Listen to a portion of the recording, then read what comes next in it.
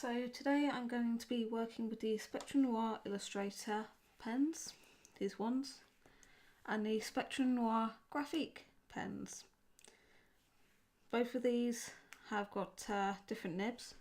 So the Graphique has got, as the illustration shows on the front, a kind of, I wouldn't say it's a brush, but it's like a long bullet nib.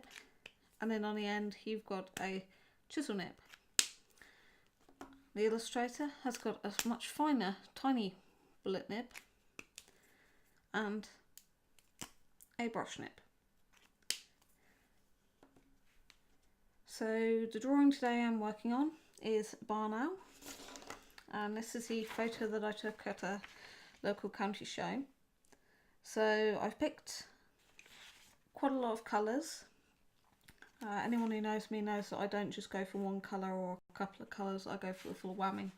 So I've already laid out my colour chart, and this has got everything from SF7 all the way through to BO2, and I've literally just picked colours that I feel are going to match into the bird.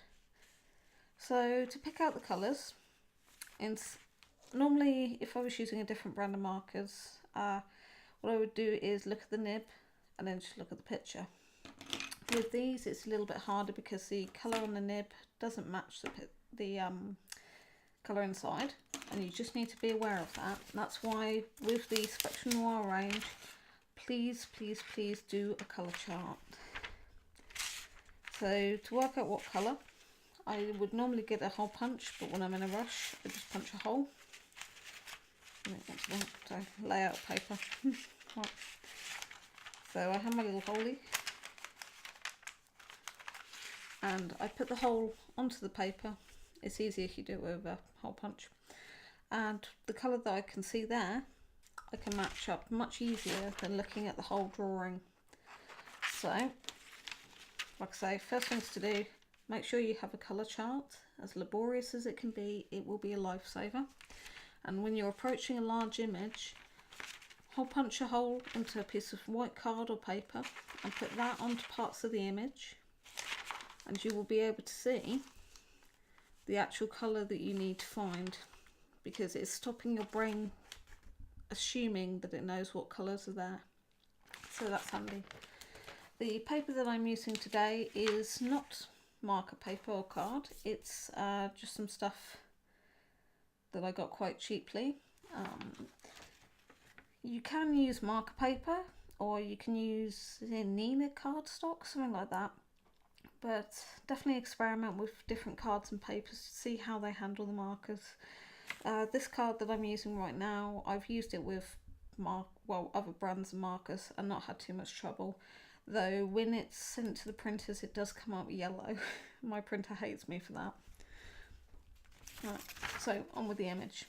So I need to stop saying so, don't I? Right, so with my colour chart, did it again. Colour chart, photo, rough sketch, very rough sketch for me, hardly any detail. And somewhere around here I do have a putty rubber, don't ask me where. And I say putty rubber because if you're using a normal rubby, you know, something like that. Oh look, it's an owl. Who would have thought of that? If you use one of these type of rubbers, they damage the paper tooth, and also I don't know how to describe this, a lot of time they don't actually do any proper rubbing. You end up pushing into the paper, and that's not good for the paper and can affect how your markers react to the paper. So a putty rubber is a much better idea because it's gentle on the paper and it's much more effective. And they are cheap, they're not expensive.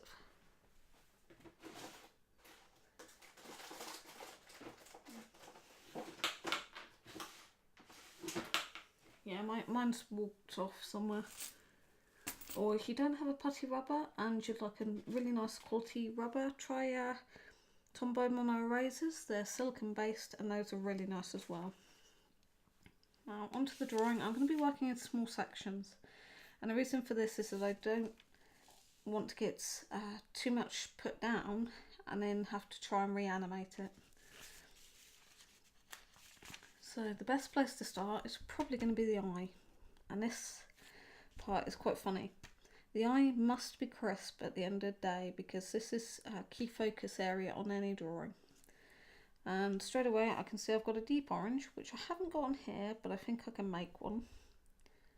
And then we've got a not black.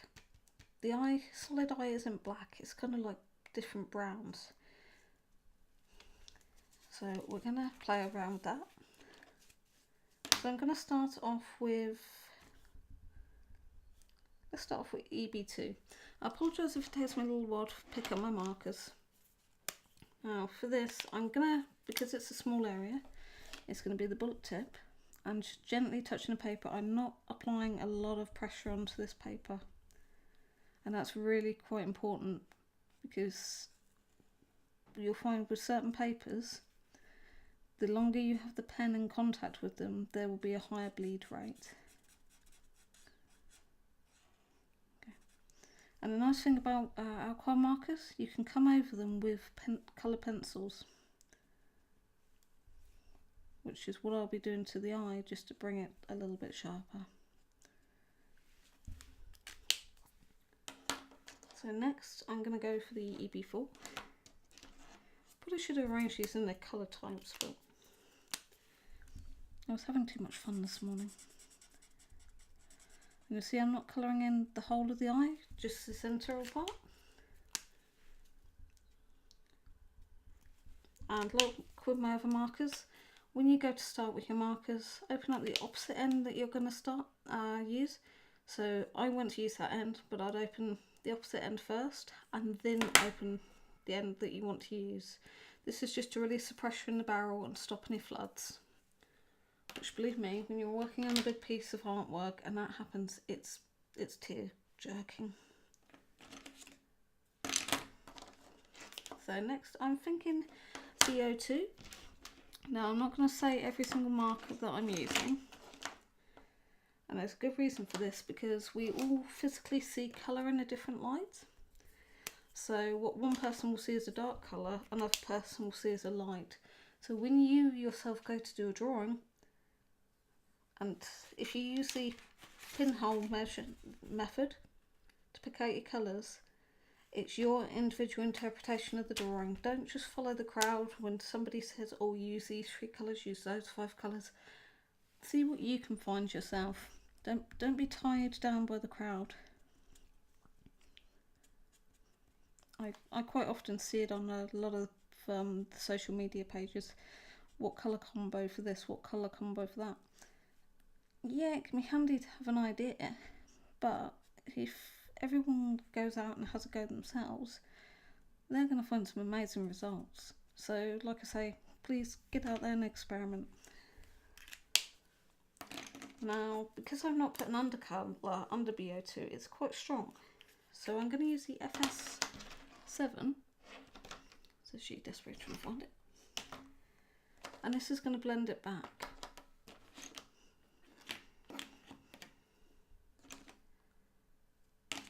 And sorry if my breathing's a little bit strong today, I have just run up a set of stairs.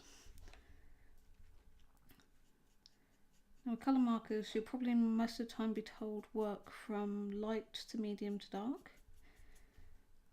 And idealistically you should. I just tend to work medium light, then back to medium and dark. Just force of habit. And you can see I'm just using the brush in there just to put little dashes in. This is just to indicate texture.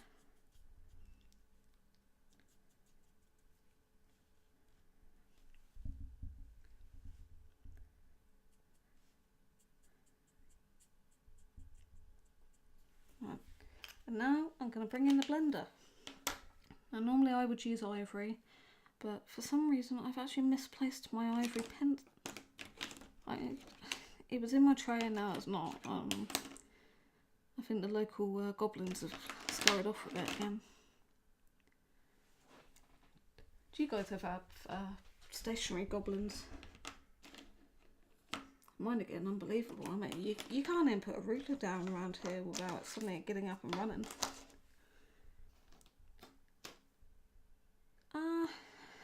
think they've gotten in again. Just hang on.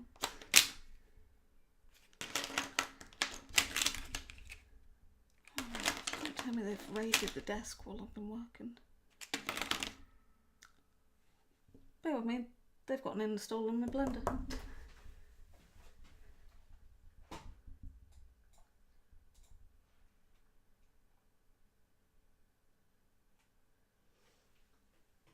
Can't believe this.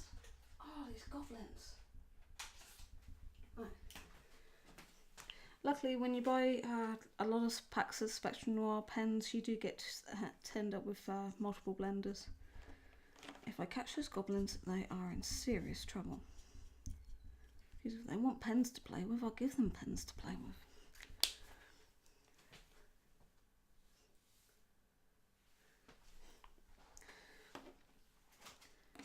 Now, the thing with barn owls is, what I say is they are a funny little predatory bird, and that's because if you walked around a barn during nesting season and you found a baby barn owl, you really need to get it on me.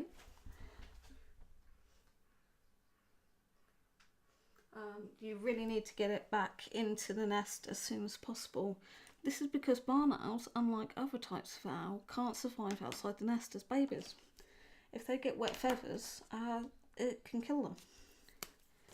Whereas if you find a tawny owl branching, so out on a branch as a baby, little ball of fluff, they can survive because they're more built for it, but barn owls aren't. And a lot of barn owl babies simply die because they fall out the nest and they can't survive. And if you're ever interested in owls, there are several barn owl trust societies, and they give loads of handy information about if you find an injured owl, what to do, how to feed them even, involving a towel.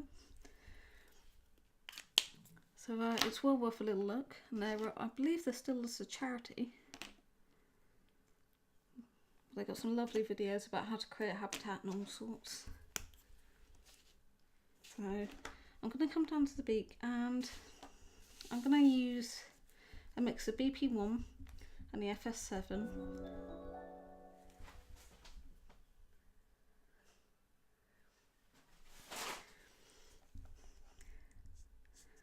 Now they have a very, very narrow tip.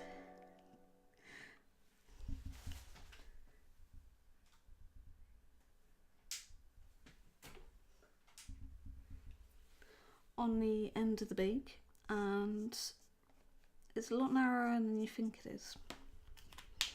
They do normally live on voles, mice, things like that, but they are known to actually catch frogs.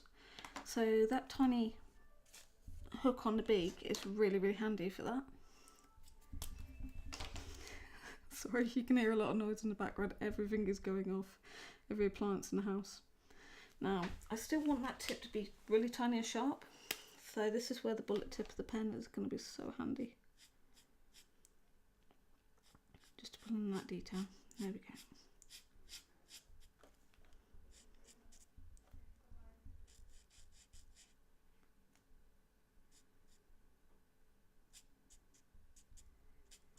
And with these colours, don't be afraid to add purples into the colours and richer reds, but once again it's all going to be down to your individual interpretation of the subject.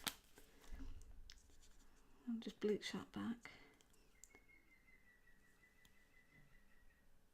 I've got a woodpecker laughing at me from the tree.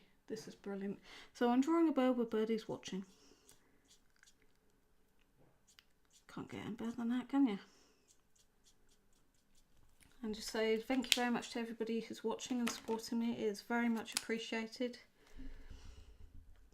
I'm not qualified with these pens. I'm not like the master of all masters. I'm a novice and learning like everybody else. But I just want to show you guys that you can produce something realistic and lifelike with marker pens.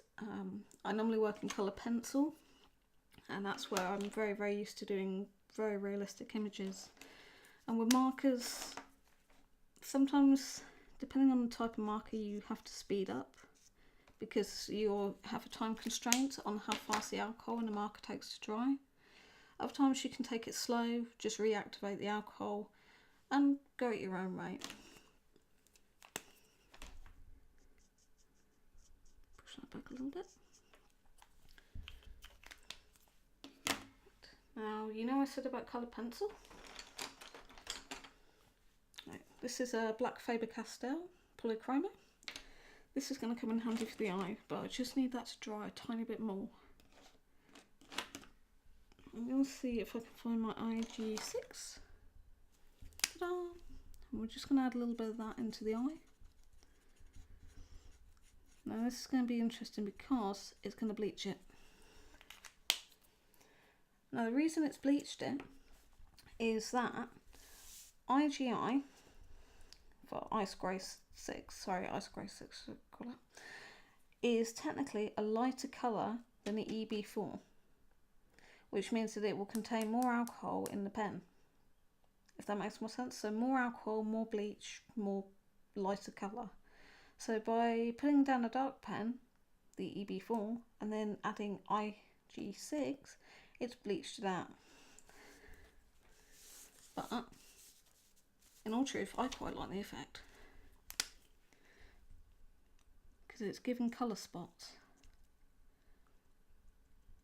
And if you look at animals' eyeshadows, you'll see that there's reflections, and then there's reflections and shadows. So there's cast shadows, there's loads of hidden bits in an eye. So definitely, if you get a chance to get a photo of an animal's eye, zoom in and have a really, really good look. So now I'm just going to tidy up the eye. Eye, Captain.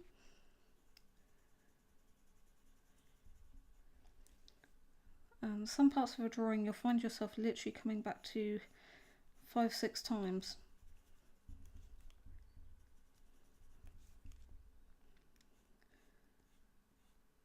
And for this, I'm literally just making sure that I've got the right shape. In fact, that bleach bit has worked to an advantage because there is a lighter piece in the eye.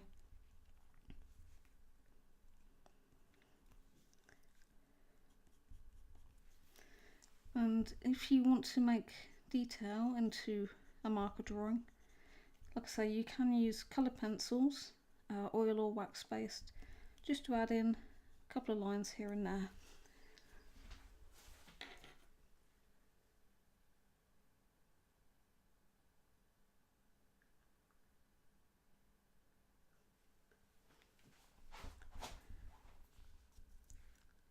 So I've still got this little area here which has got a more reddish colour, and just be aware that when you print out an image, when you see it on the screen, it is going to be completely different most of the time when you print it out. This is because your printer and your computer aren't going to talk to each other 100%. Even the best glossy prints will have slight colour changes to them, so always just be aware of that.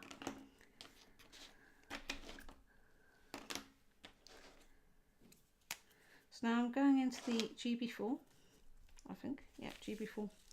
This is another light colour. Oh, handy hint, if you're doing a colour test, make sure that the colour test is done on the paper that you would normally use for doing your marker drawings. This is because if you use a different paper for your colour test, it can come out a different colour to your marker paper, or whichever paper you do.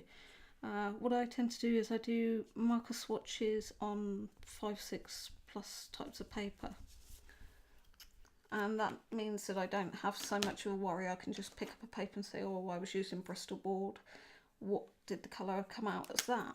Or in one case I was using layout paper, this is layout paper, how did the colour come out like that? And that's quite a lifesaver again, because it gives you a much better idea of what the colours are going to come out as.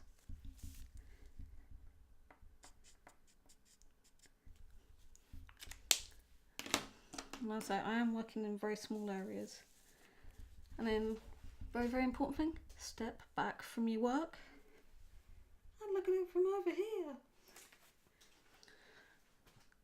You'll notice today that I've actually taped down, hopefully you can see it. I've actually taped down my drawing with framers tape. Best stuff in the world. Love thy framers tape. Low tack though. And if it's too tacky, when you've got it and you think it's going to damage the paper, because it can, put it on another piece of paper, pull it off, or even just use, I mean I tend to use the back of my hand, but you can transfer oils from your hand doing it that way. So probably best to just use another piece of paper, just to take the tackiness off. Right, so I'm just going to come up and move to this neck piece. And in the photo you can see there's quite a dark ring there, which is going to be this colour up here. And I've not quite filled that one in yet, but I'll come back to that one. Right, so I want, do I want caramel?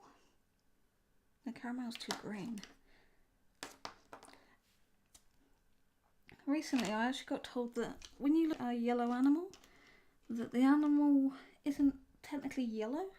So golden retriever dog, I think most people will know golden retriever, big fluffy effort, often literally looks golden. The thing is, its colour doesn't contain yellow. Right, bear with me 2 seconds.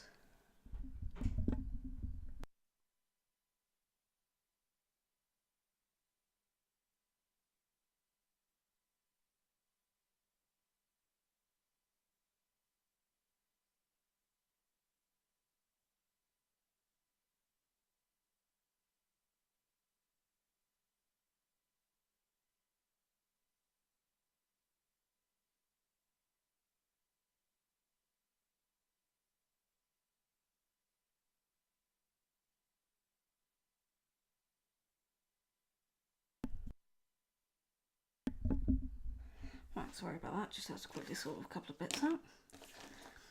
Right, so I'm now going to use the GY2, I think.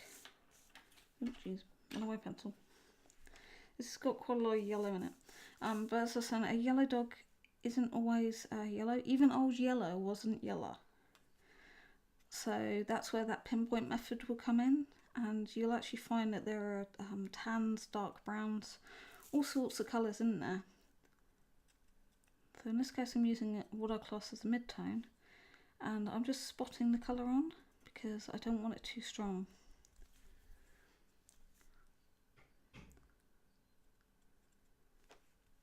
Right. Then I'm going to come through with the FS7. You see this is kind of the favourite colour of the day.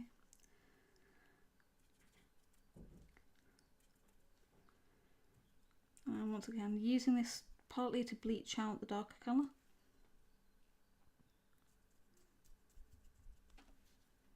Just a bit more on there. And also to soften the colour up.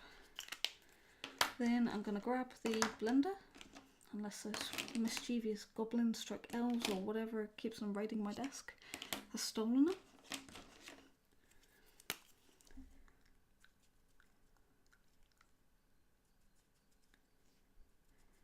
And I'm going not onto the individual parts as such, but I'm going slightly around them.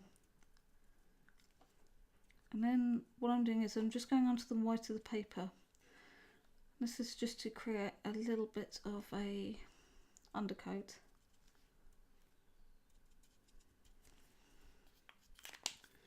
Then when I put the FS7 over that, that won't quite be as harsh.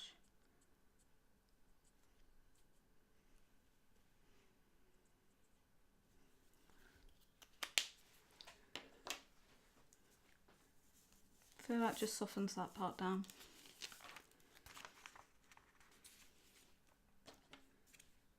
The Spectrum illustrators and the graphics don't go as pale as the Copics by any means, which is a shame. but at the end of the day they're still a nice marker to work in. So for these large areas of the head, I'm going to break these down into little sections, but keeping the areas soft. If I keep the edges soft, that's going to mean that it's not going to be such a problem to get a nice blend and meld the blends in.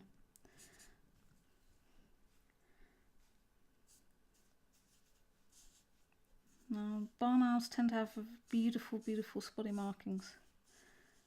I'm going to put these in by leaving areas blank. Now, I'm not going to get the markings 100% by any means,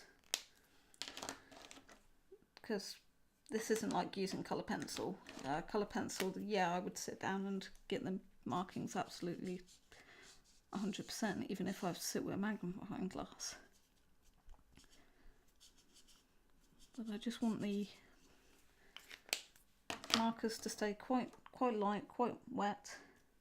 So it'd be GB2. Actually, no.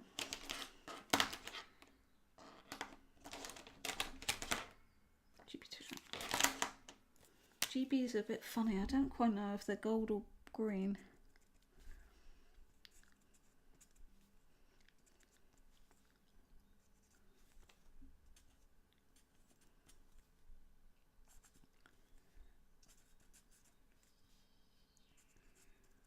So I'm just adding in a little bit of shadow here and there.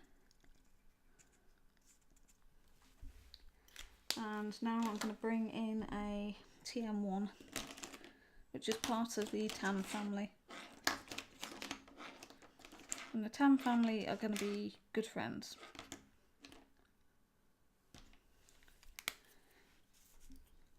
Because they're very nice organic colours. I'm only dotting this on to keep texture on there.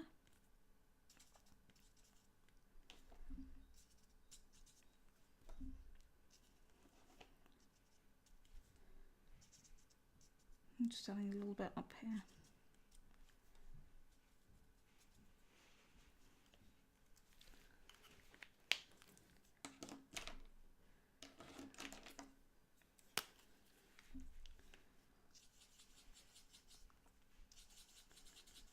Because once I finish this bit, this will be all up. Sorry, birdie going really mental out there right now. So once I've done this bit, that'll be it for the stream, and then I'll pick it up on another day. Actually, I'm really chuffed with that eye. The eyes come out much better than I planned.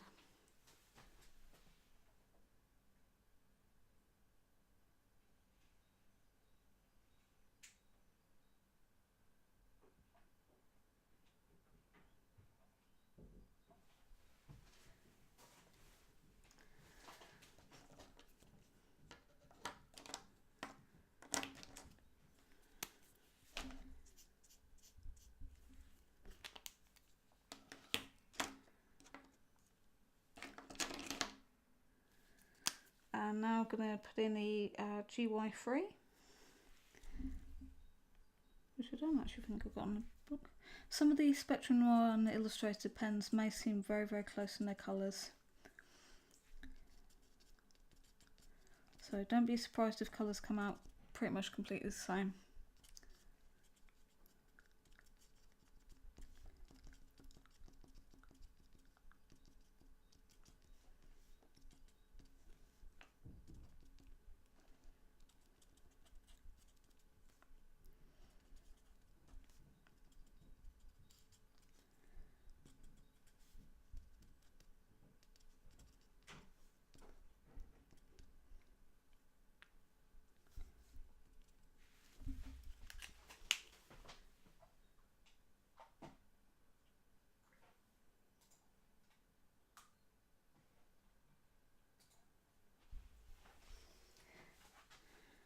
Once again, this is all about getting the layers and just building up the colours. And as you see, I've just changed the nibs there, because as this alcohol on here dries, I can put in a fresh layer, and that's going to come out a slightly different colour.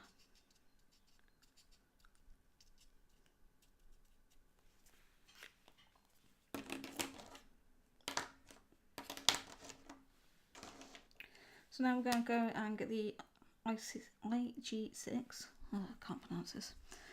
And using the other end, I'm going to start marking in a few of the spots.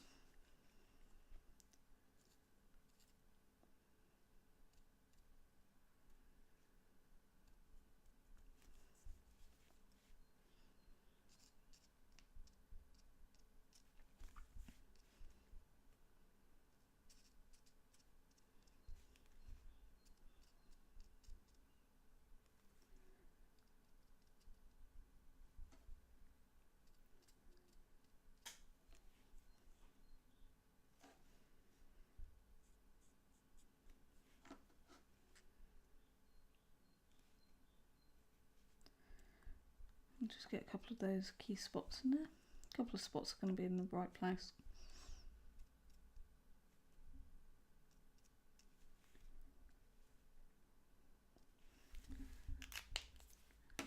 And then I think we're going to go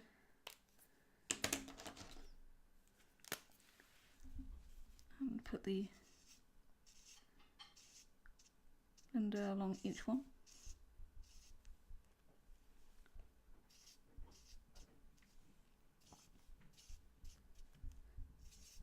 This will just soften them into the colours. So once again, back forward, back forward.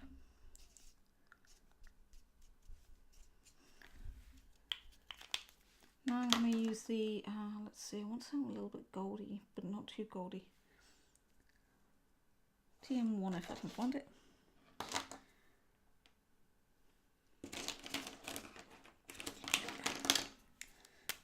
TM1, I'm just going to use it as a kind of wash.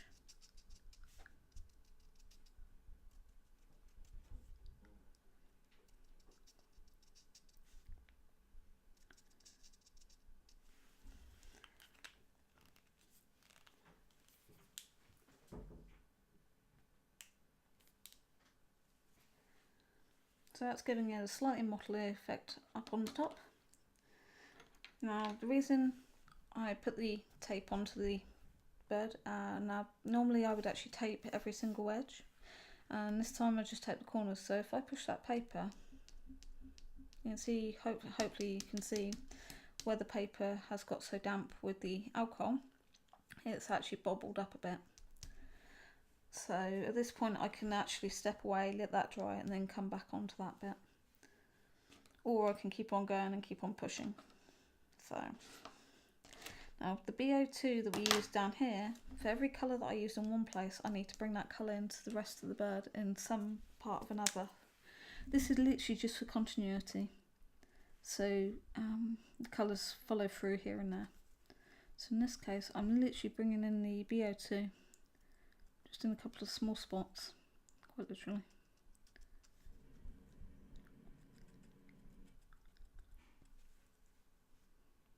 Sounds like the kettle's been put on. Tea time.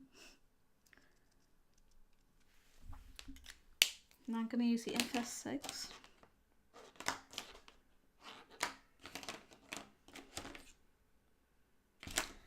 Just to blend those in, soften that up.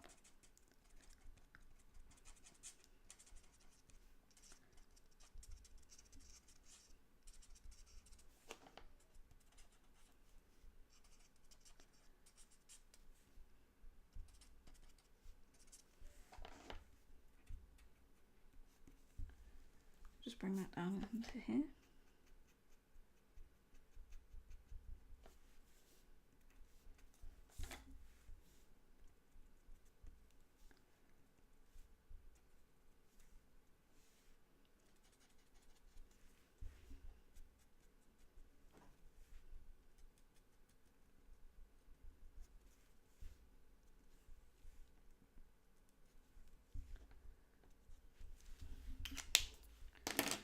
So for the greys that are all around the face, I'm just going to try and find my, let's see,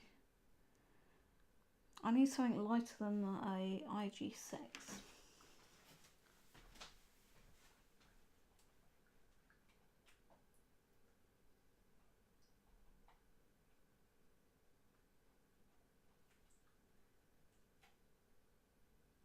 IG6, I haven't got anything quite. Okay, so I haven't got anything on the RG6s. So for the lightest grey areas, in fact I'm going to use the colour pencil instead for those areas. Right. Sorry, just a little bit of charcoal. I've got charcoal everywhere this week. But you don't want to know where I got charcoal. There we go. So that's the image so far, and I'll give you a quick zoom in.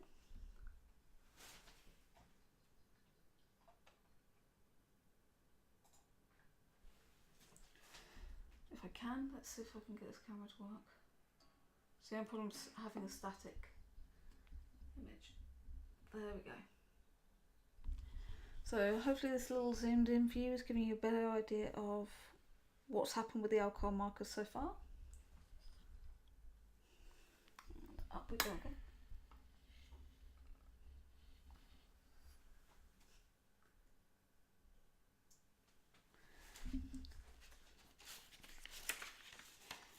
So for these areas where it's really kind of dark area, what I'll do is, as I say, I'll bring in the colour pencils and just pick out the finest areas. Let's put a little bit of that there because that isn't white.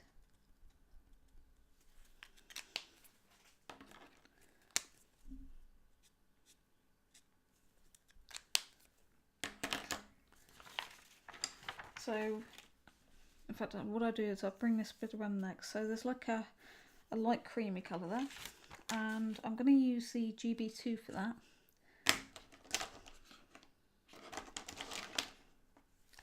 And this time, instead of using the bullet tip, I'm going to use the brush tip. Now the brush tips on the Illustrators aren't a hard brush tip, they've got quite a lot of movement in them. So with a very large amount of flow on the nibs, so just by touching the paper it is going to go and go whoosh. So this is where you have to speed up a tiny bit. And I'm literally just going to come around and fill in this neck area. Now with Copics, sorry I keep on swearing. Well, actually I love my Copics, so I will confess. With those, you would quite often told to use a circular motion when using the markers. With the Spectrum Noir markers, you don't have to worry about doing that so much. This one's almost dry. Jeez, hardly used it. And you know you're getting a dry nib when they go pretty much white on the end. Not sure about that, but hey ho. Right. So I'm using the brush nib just to add a little bit of softness. Now, a few of you are probably thinking, oh my god, that colour doesn't work. She's destroying the drawing. Right, it's still got to dry, and I've still got another layer of stuff to put over it.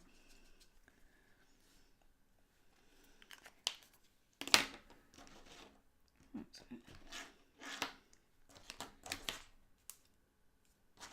Right. There we go, so this is just going to bleach it slightly.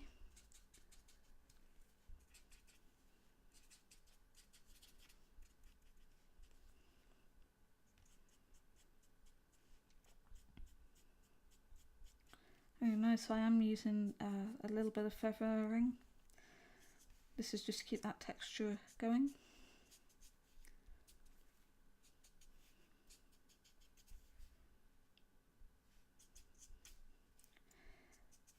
And I am still looking at my reference photo constantly.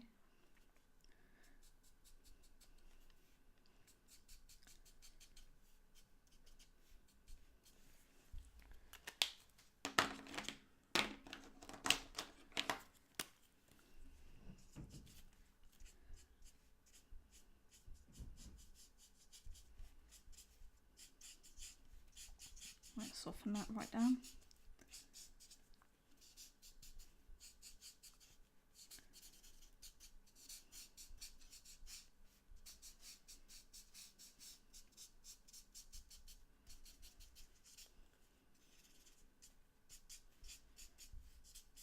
You can feel the paper starting to lift slightly.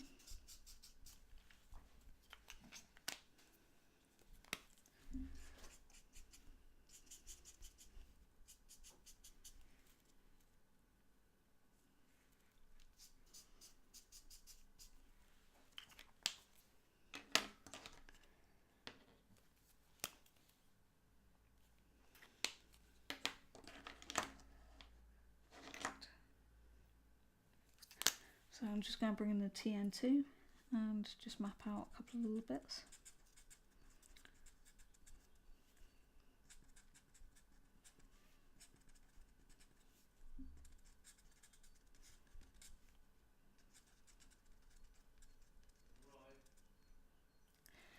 Right, okay, now I'm going to have to stop stream here because the house is sadly going to get very noisy.